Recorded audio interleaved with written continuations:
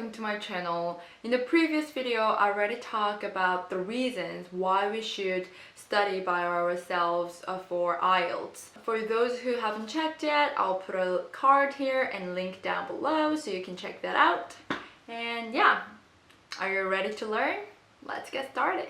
네. IELTS에는 총 4가지의 영역이 있죠. 그 중에서 저는 먼저 리스닝과 리딩을 먼저 묶어서 설명드리도록 하겠습니다.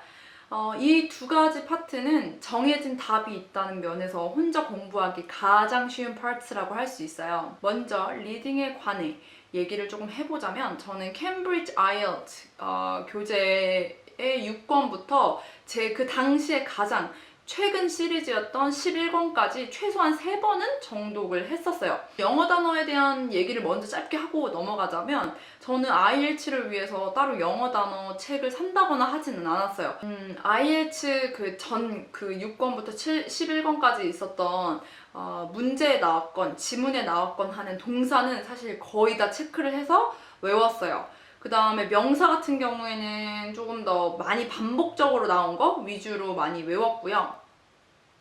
실제 제가 지금 유학 생활을 해보면서 보니까 진짜 그 IELTS를 준비하면서 외웠던 동사 및 여러 가지 단어들이 정말 많이 쓰이더라고요. 그래서 여러분들이 영어 단어를 외울 때 조금 더 정성을 기울여서 외워달라고 제가 간곡히 부탁을 드리고 싶습니다. 정말 나중에 도움 많이 되실 거고요. 중요한 팁을 먼저 하나 말씀을 해드리자면 모르는 문장이 분명 있을 거예요. 그게 뭐 한두 문장, 세 문장, 뭐 몇 문장이 됐든 분명 있으실 텐데 저도 그랬어요. 그냥 딱 하다가 바로 모르는 문장이 나오면 거기서 딱 스탑하고 이거 뭐 또 뭐라고 하는 거지? 이러면서 거기에 머물러서 뭐 너무나도 비효율적으로 막 10분, 20분을 거기에 썼는데 공부를 하면서 알겠더라고요. 먼저 영어는 문맥이 너무나도 중요해요. 그렇기 때문에 모르는 문장이 바로 나오면 거기서 딱 스탑해서 내가 이 문장을 모르는구나 하고 표시해놓고 바로 그냥 그 다음 문장 넘어가서 계속 끝까지 읽으세요. 전체 문장의 문맥을 알고 난 후에 그 몰랐던 문장을 다시 보신다면 해석이 되시거나 또는 해석이 안 된다 하더라도 대충 얘가 뭔 얘기를 하는지는 알아들으실 수 있어요.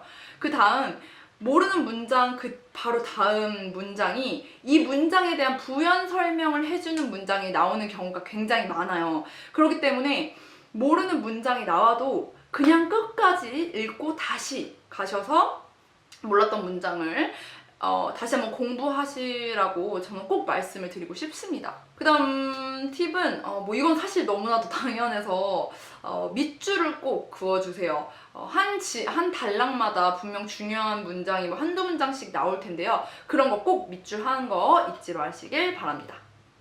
네, 그 다음 리딩 같은 경우에는 물론 다 모든 영역이 그렇겠지만 리딩이야말로 절대 벼락치기가 안 되죠. 얘는 공부를 한다고 생각하시면 안 돼요. 그냥 놀듯이 공부한다라고 생각을 하셔야 돼요. 딱 자리 잡고 정말 꼼꼼히 이렇게 해서 공부를 하는 게 아니라 그냥 정말 많이 들어보시는 수밖에 없어요. 팟캐스트, 유튜브, 영화, 미드, 뭐 애니메이션, 동화 이런 거를 계속 일상생활에서 들으시다 보면 물론 그 실제 IELTS 시험도 꼭 들으시긴 하셔야 돼요. 그래서 이런 것들을 최대한 많이 들으세요. 그냥 일상생활에서 그냥 라디오 듣듯이 정말 매일 그렇게 들으세요. 그렇게 질문하시는 분들 많아요.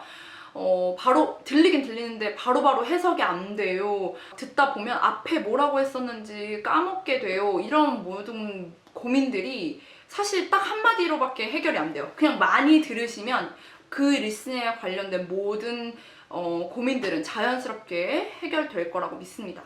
네, 다음은 바로 라이팅 파트입니다. 저는 라이팅 정말 너무 싫어했어요.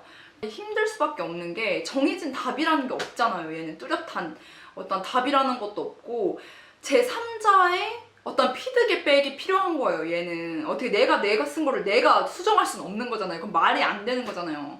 그러다 보니까 물론 사실 베스트 웨이는 그거예요. 그냥 외국인 튜터를 1대1로 두는 거예요. 정말 그냥 일일이 수정을 해서 피드백을 해주는 거. 사실 얘가 가장 베스트 웨이예요. 근데 얘는 현실적으로 너무 비싸고 또 너무 찾기 힘들기도 하죠. 그러다 보니까 저 같은 경우에는 땡전 한 푼 안 들고 저는 이런 조력자를 만났습니다. 바로 그곳은 사이먼 아이엘츠라는 곳인데요. 제가 관심 있으신 분들은 밑에 링크를 연결해 놓을 테니까 한번 체크아웃 하시기를 바랍니다. 이 사이먼 아이엘츠는 영국의 실제 그 IELTS 전문가가 운영을 하고 있는 웹사이트고요. 예시 문제, 모범 답안, 그다음에 라이팅 하는 팁 뭐 이런 것부터 정말 유용한 정보들이 굉장히 많아요. 그래서 저 같은 경우에는 거기에서 이제 어떤 문제가 있으면 제가 그걸 써보고 그다음에 거기 모범 답안이랑 좀 비교를 해보고 또 거기에서 알려주는 팁을 좀 많이 참고하면서 바로 통과가 됐습니다. 그래서 여러분들도 거기에서 도움 많이 받으셨으면 합니다. 네, 그래서 마지막 스피킹 파트 같은 경우에는 저는 스피킹은 IELTS를 공부를 한 번도 해보진 않았어요. 원래 스피킹은 제가 저의 주력 영역이기 때문에 진짜 비법 어떠한 이런 방법이 있다, 이러한 비법이 있다라고 말씀은 못 드려요. 근데 제가 IELTS를 공부를 했다고 하더라도 그 어떠한 비법도 말해드릴 수 없었을 거예요. 왜냐하면 애초에 그런 건 없어요. 스피킹은 그냥 무식하게 정말 말 많이 해봐야 돼요. 정말 대화 많이 해봐야 되고 그냥 많이 해보는 수밖에 없어요. 정말로. 그래서 만약에 외국에 계신다거나 아니면 한국에 뭐 외국인 친구가 있다라고 하면은 최대한 말 많이 해보거나 아니면 이런 환경이 안 된다라고 하면 전화 영어 있잖아요. 전화로 뭐 이렇게 네이티브 친구들과 통화하는 일정 정학제를 내고 뭐 그러는 전화 영어나 아니면은 그런 환경도 안 된다 그러면 혼자 말 많이 해보세요. 근데 그냥 정말 혼자 있는 공간에서 혼자 말 많이 하시지 마시고 저희는 실제로 외국인 앞에서 시험을 보잖아요. 그렇기 때문에 담력 훈련 한다고 생각을 하고 뭐 친구나 뭐 가족이나 뭐 아무나 그 사람들 앞에서 많이 말을 해보는 연습을 추천드리고 싶습니다. 발음도 우리 그 스피킹에 있어서 채점 영역이에요. 근데 저는 여기서 너무 불만이 있어요. 영어 발음에 있어서 왜 우리나라는 영어 발음을 막 이렇게 꼬면 왜 재수없고 막 부끄럽고 오글거리고 왜 그런 걸로 이렇게 판단을 하는지 모르겠어요. 전 솔직히 이게 한국어가 아니잖아요. 다른 언어잖아요. 그럼 당연히 그 언어에 맞게 말하려고 노력하는 게 정말 당연한 거 아니에요? 근데 왜 이렇게 막 영어를 막 이렇게 굴려서 하면은 뭐 오글거려, 뭐 부담스러워, 뭐 아니면 뭐 재수없어, 뭐 왜 이렇게 반응이 나오는지 모르겠어요. 저는 진짜로.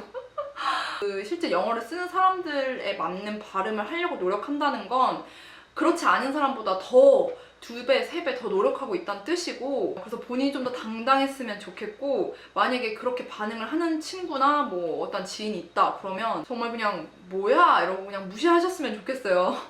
그래서 영어 발음도 연습하실 수 있을 때 정말 연습 많이 해보셨으면 합니다. 네, 그래서 제 영상은 여기까지고요. 많이 도움이 되었으면 좋겠습니다. 그래서 저는 다음 영상에서 뵙겠고요. 전 이만 가보도록 할게요. 바이바이!